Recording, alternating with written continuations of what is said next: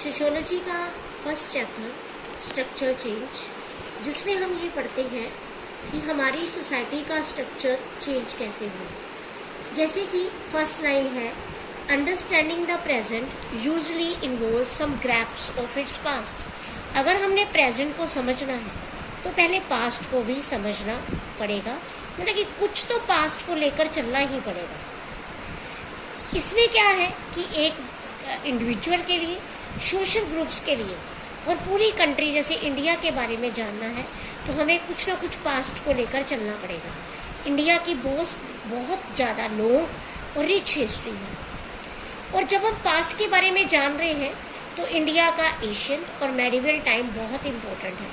और इसका colonial experience means जब हमारे देश में ब्रिटिशर्स थे उस वक्त का टाइम पीरियड हमारे लिए बहुत इम्पोर्टेंट माना जाता है।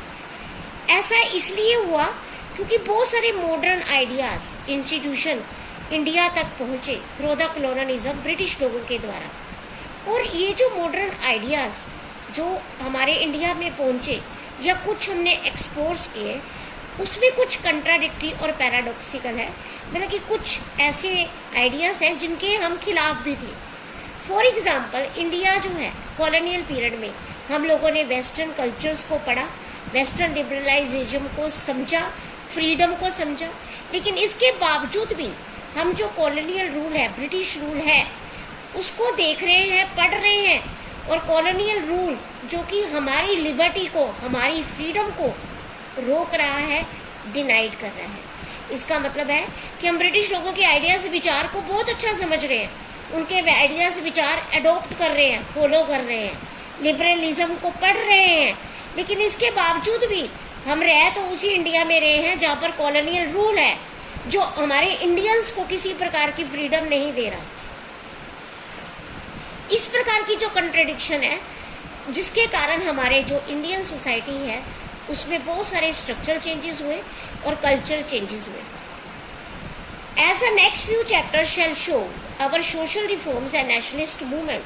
हमारे कुछ आगे वाले जो चैप्टर्स हैं इसी बुक्स के, जिसमें हमें कुछ सोशल रिफॉर्म्स देखने को मिलेंगे, हमारे जो नेशनलिस्ट लोग हैं उनके द्वारा चलाए गए मूवमेंट्स, हमारे देश का कानून, हमारे देश की पॉलिटिकल लाइफ, हमारे देश का संविधान, हमारे देश की इंडस्ट्रीज, एग्रीकल्चर, हमारे शहर, हमारे village have been shaped by our paradoxical experience with colonialism. उनमें जो भी चेंज आए हमारे ब्रिटिश लोगों के टाइम, उनके साथ रहते हुए जो हमारा एक्सपीरियंस था उसके कारण हुआ। This has had lasting implication for our specific experience with modernity.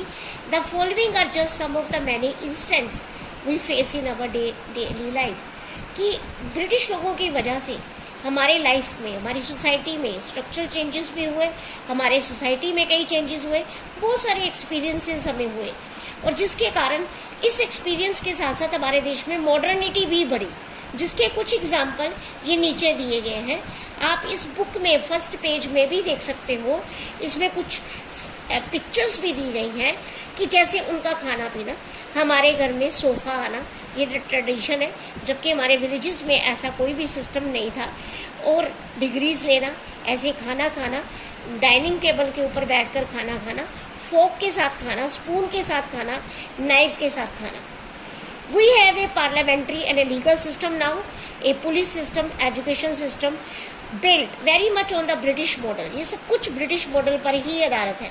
हमारे देश में ना तो पुलिस थी पहले, ना ही कोई अच्छा एजुकेशन सिस्टम था, ना ही देश की कोई पार्लियामेंट गवर्नमेंट थी। We drive on the left side of the road. अब हम सड़क के लेफ्ट साइड पे चलते हैं।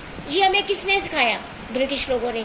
ब्रेड आमलेट खाना, कटलेट्स खाना, ये हमारे मेन्यू में आजकल पाए जाते हैं। रोड साइड शॉप्स पे भी हमें मिलते हैं, कैंटीन में भी मिलते हैं।